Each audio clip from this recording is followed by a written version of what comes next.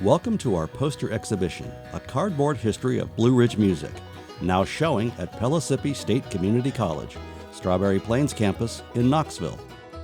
This collection consists of 53 original framed concert announcements, with the earliest dating back to 1940. And what we hope to show you are the people, bands, and instrumentation influential in the evolution from early country music, at that point known as hillbilly, mountain, string band, folk, or old-time music, to what it is today. The story of our collection begins in the 1930s with Bill and Charlie Monroe, a popular duo known as the Monroe Brothers, who were featured artists, Bill on mandolin and Charlie on guitar, on the Saturday night radio program The National Barn Dance, that originated at WLS in Chicago. From there, the brothers moved south into the Carolinas, playing morning slots on several radio stations, building a large southern audience, gaining regional sponsorship, and making recordings along the way. In 1938, Bill and Charlie dissolved their sibling partnership and went their separate ways.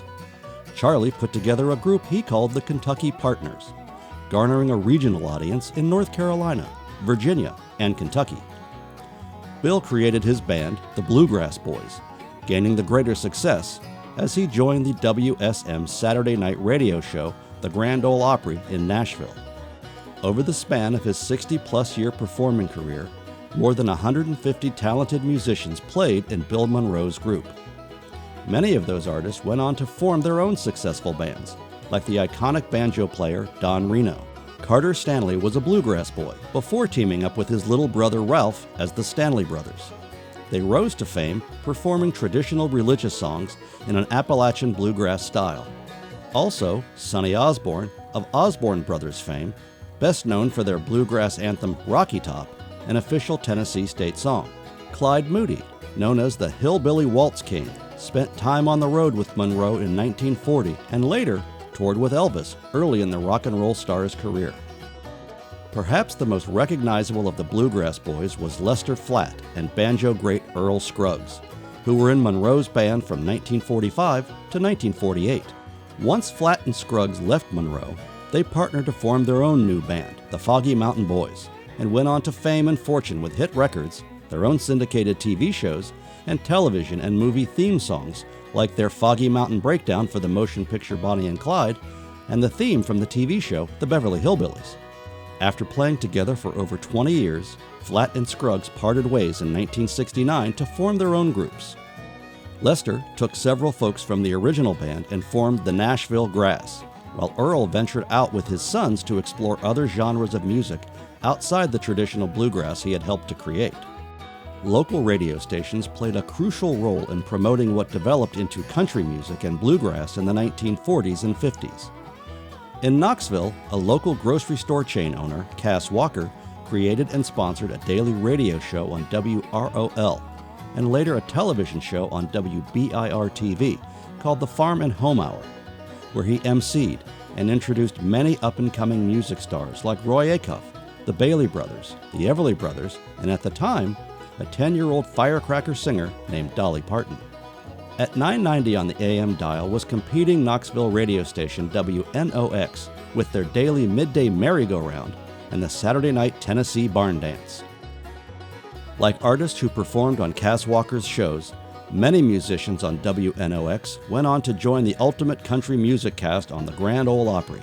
Groups heard on WNOX in the 40s and 50s included Flatt and Scruggs, Johnny and Jack, Kitty Wells, singer and comedian Tennessee Ernie Ford, guitar great and hit record producer Chet Atkins, the father of bluegrass gospel music Carl Story, comedians Jam Up and Honey, Norman Blake, who toured with Johnny Cash's road band for 10 years, as well as Chris Christopherson, John Hartford, and Vassar Clements, the voice with a heart, Mac Wiseman, Bonnie Lou and Buster, the 7-foot smiling cowboy Homer Harris with his educated trick horse Stardust, longtime Foggy Mountain boy Curly Seckler, who also was an original member of Charlie Monroe's Kentucky Partners, Red and Fred, the Spivey Mountain Boys, comprised of mandolin-playing Red Rector and his comedic partner Fred Smith, Hack Johnson and his brother Clyde, blind musicians Mac and Bob,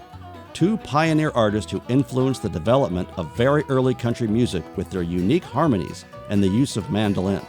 Young fiddler Sonny Loden of the Loden Family Band, who later became famous as Sonny James, recording many hits that crossed over the country charts onto pop music charts. The Louvin Brothers. Appearing on this concert poster is Charlie Louvin as a solo artist after his brother Ira was killed in a car accident in the 1960s. And comedian banjo player Old Joe Clark, who later went on to headline the Renfro Valley Barn Dance in Kentucky for many years. Gospel music is well represented in the exhibit, featuring the father of bluegrass gospel music, Carl Story. The Lewis family heavily incorporated bluegrass music and instruments into their shows. The Easter Brothers and their Green Valley Quartet produced more than 150 gospel recordings in their 40-year careers. And the Blue Ridge Quartet starred in their own radio and television programs in Spartanburg, South Carolina, for some 25 years, and were heralded as the sweetest singing this side of heaven. Almost 2/3 of the artists in this exhibition have been honored as inductees into the Blue Ridge Music Hall of Fame. The very first inductee into the Blue Ridge Music Hall of Fame was North Carolina blind guitar master Doc Watson. The Bristol recording sessions from 1927 marked a key moment in country music's evolution, producing the first commercial recordings of what at the time was referred to as hillbilly music. Some of the musicians who helped to launch this new genre of music included A.P. Carter and the Carter family. They became country music royalty, and Mother Maybelle and the Carter sisters kept the family legacy going for many years.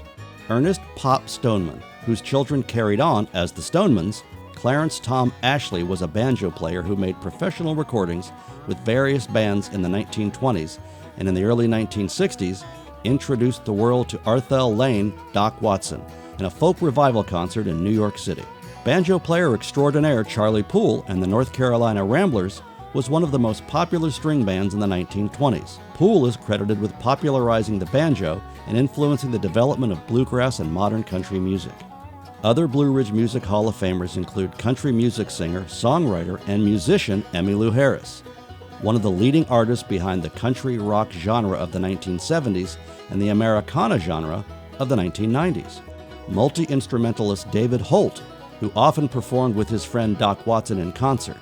Musician, folklorist, engineer, producer, and documentarian Mike Seeger, who played with the New Lost City Ramblers, as well as with the Strange Creek Singers, alongside Hazel Dickens and Alice Gerard, who also appeared and recorded together as Hazel and Alice. Also in the Hall of Fame is the Galax Old Fiddlers Convention, billed as the world's oldest and largest, held each year since 1935 in Galax, Virginia. In the 1930s, two of the most popular radio stars in America were Lulu Bell and Skyland Scotty Wiseman.